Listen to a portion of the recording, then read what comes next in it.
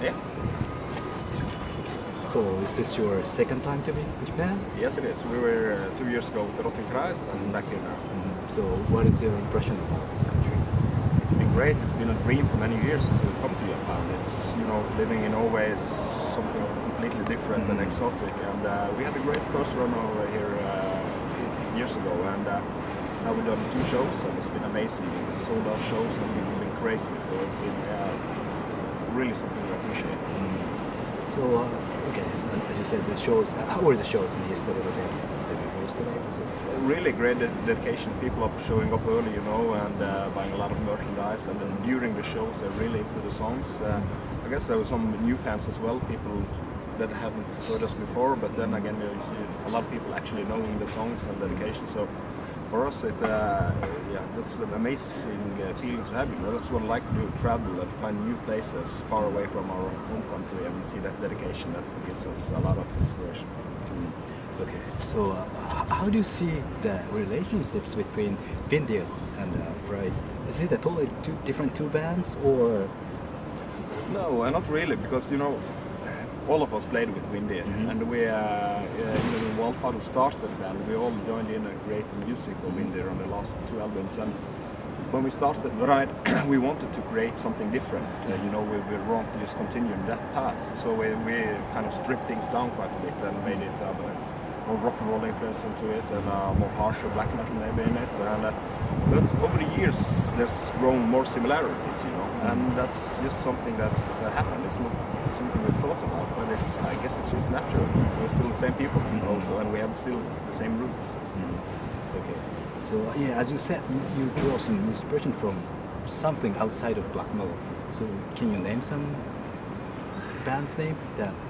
Yeah, absolutely. For me, it's been, I usually divide into 2 decades. The 70s rock scene, you know, especially bands like the first albums by Alice Cooper, old David Bowie, Black Sabbath, that kind of stuff. I listened to that all my life, and I noticed for the last 10 years I've been tended to go back to that kind of music. And of course it was the music that inspired me when I was a teenager, before I even discovered black metal, which was the thrash metal scene, you know. So that's always been had an impact on us. When did you find black metal? I guess it was back in 92, 93. So you knew those activities? Yes, so we were listening to the first, I think the first thing I listened to was Mayhem, and then it was Bursum. And Bursum and Darkthrone, this was something so unique, so different, radical in every way, so I was very inspired by it. And of course it was all the events that followed, you know, what happened back in those days, but for me it has always been about music. I felt that they kind of, from those bands, from the first riffs, from the first albums, they create their unique identity that we didn't see in that metal scene at that time. So that became, when I was a teenager, this was a very fascinating world to get into. How do you feel about those activities, like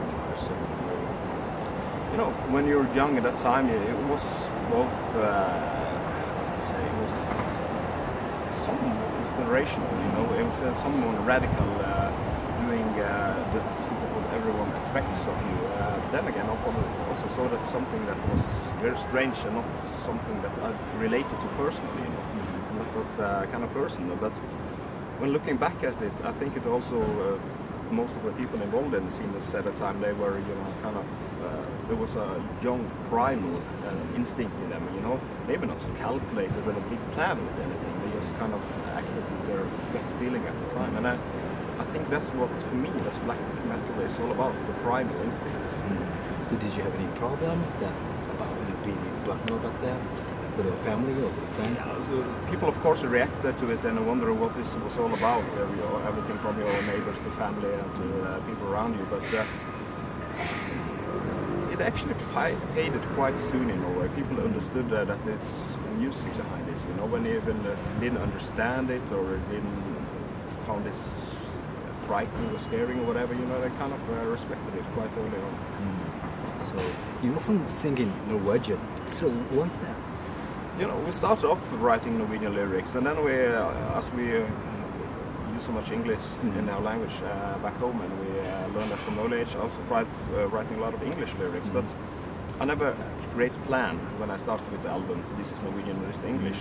For the last album, I started writing a couple of songs in English, but I just wanted one Norwegian line in it. And then, as soon as I wrote that line, I just got the fire that I needed. It felt completely right, so I had to throw everything away and start writing Norwegian again. So for me, it's pretty much the same thing as with the music. You just follow that primal feeling inside, you know, and that I don't try to analyze it too much. So there is no big difference between singing in English or Norwegian for you? I think that, you know, lyrically we would search the same output with it, whether it's in English or Norwegian, but I think it's more the tone of the vocal, you know, it sounds harsher and in Norwegian, yeah, it sounds more primitive and more brutal in a way when you sing in Norwegian. What kind of language is Norwegian compared to English? I mean, sonically. Is it rhythmic or it's more and there's also in Norway there's so many different dialects. The place we come from is a small place and there's a dialect that's completely different from everything else in Norway. It's actually more related to the Icelandic language. And it has, you have the rolling R's and stuff like that, you know. So it's I think it's a lot more poetic language than the rest of Norway has. Yeah, because you call your band Vreid, but some Norwegian people call it Vreid. So yeah. It's just a dialect. Yeah, it's a dialect thing, you know. Absolutely. Okay. Alright, so how is the scene in Norway right now? Is it getting bigger, better, or? I think it's progressed into a lot of different things.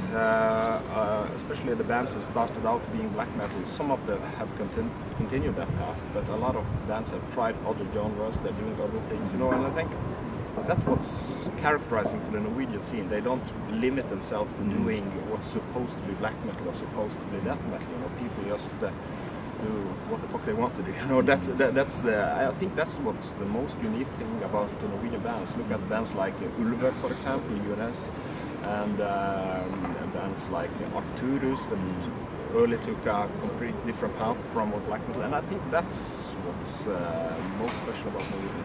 Do you think it's a Norwegian culture?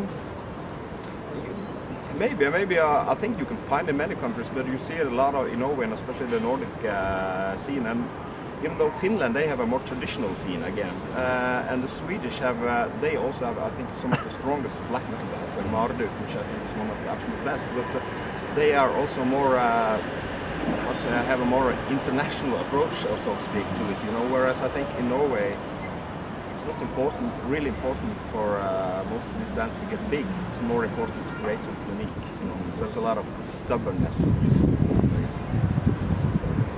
So, can you name your top 3 all-time favorite albums? All-time favorite albums? That's a tough one. I would say Alice Cooper, Love It to Death, Metallica, Master of Puppets, and probably the first person. The first person. Okay, great. So, can you tell us your future plan for the band? Yeah, we've been released the album last autumn, so we're touring a lot now. So the plan is for this summer to do some festivals, and in the autumn we're going to continue touring. So I guess touring for a year more, and then start working on the album. So for the last, could you give a message to the Japanese fans? We want to thank all our loyal Japanese brigade coming to our shows and making us feel very special here in Japan. Okay, thank you very much. Yeah, sure. Thank you.